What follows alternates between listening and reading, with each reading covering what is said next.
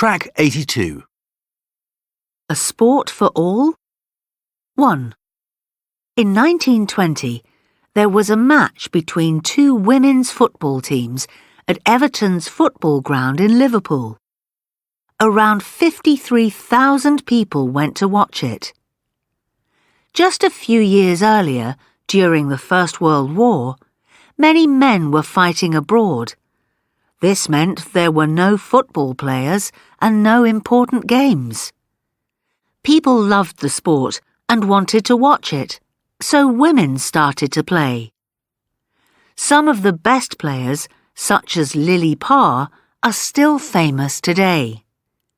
She became famous when she was only 14 and scored 43 goals in one season. 2.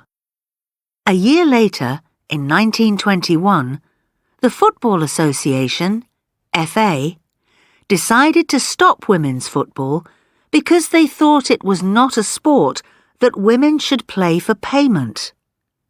50 years later, in 1971, women could finally play football as a profession and not just as a hobby.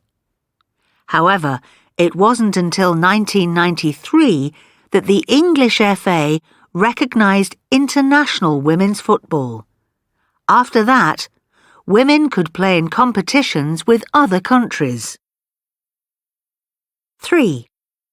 Nowadays, nearly 3 million girls and women play football in the UK, and there are 100,000 registered players who can play official tournaments.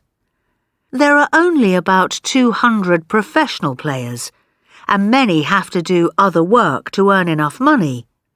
But you can often see women's football on television. They sometimes play in really famous places, such as Wembley Stadium in London. 4.